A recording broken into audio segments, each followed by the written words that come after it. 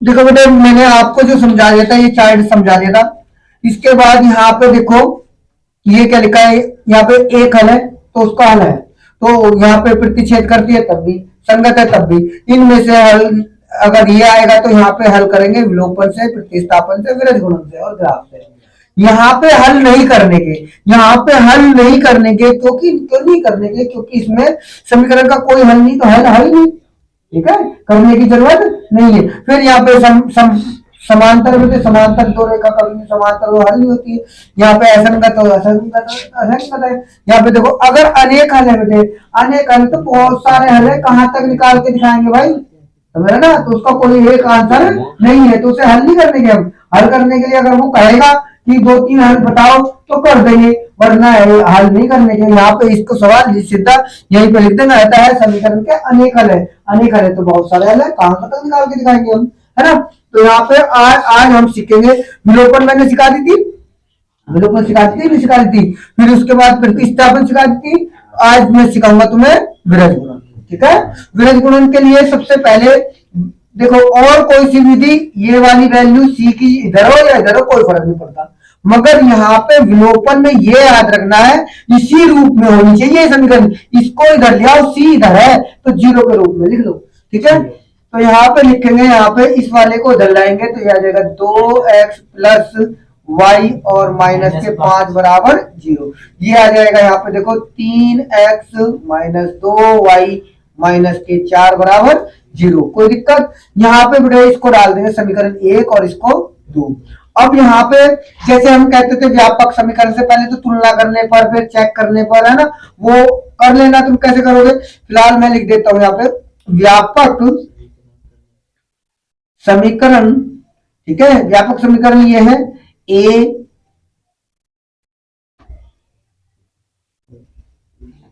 Zero तथा दूसरी समीकरण ये है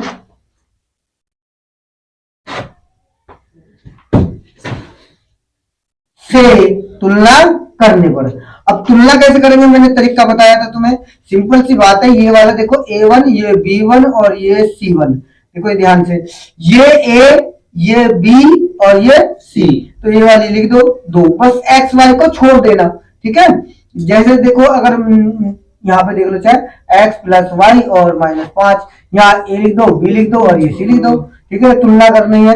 अब जो ये x वाले हटा दो, देखो ये वाला a हो गया और ये वाला हमारा यहाँ 1 बचा, तो ये b हो गया और ये क्या हो गया, c हो गया। तो हमारा ये a जो हो गया क्या हो गया 1 2, और b कितना हो गया 1, और ये कितना हो गया -5। ये हो गया हमारा a2 कितना हो गया 3, और b2 कितना हो गया भाई -2, और ये आ गया c2 माइनस के 4। अब बेटे एक बात बताओ, वैसे तो तुम इसे चेक करोगे कि समीकरण का एक हल है ऐसे करने पर, है ना, मगर मैं यहीं पे चेक कर देता हूँ, अपना लिख लियो तुम लिखोगे तो। और एग्जाम में पहले यही चेक करना है कि इसका हल है या नहीं है, अनेक हल है या एक हल है, ठीक है। जब ये उसको सवाल को हल करना है तुम्हें।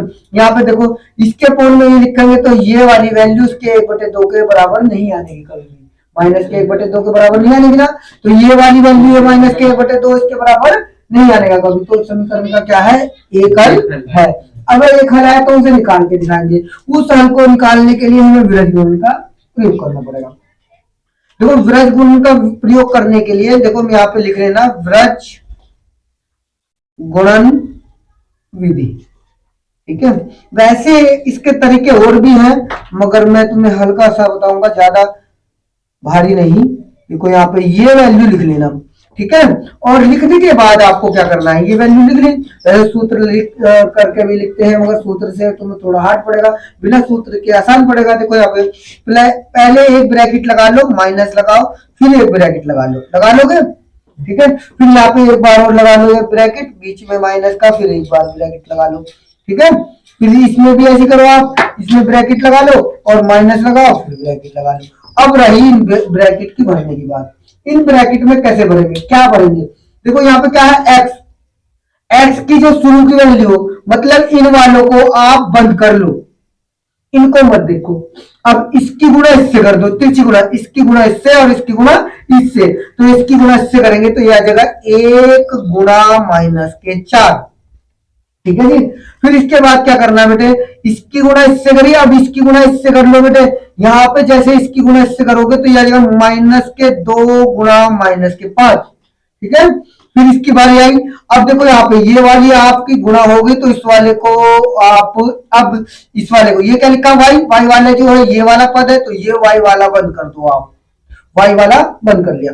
अब इसकी गुणा इससे कर दो, ये आ जाएगा 2 गुणा -4। अब इस ब्रैकेट में लिखो, इसकी गुणा इससे करेंगे तो 3 गुणा -5, ठीक है।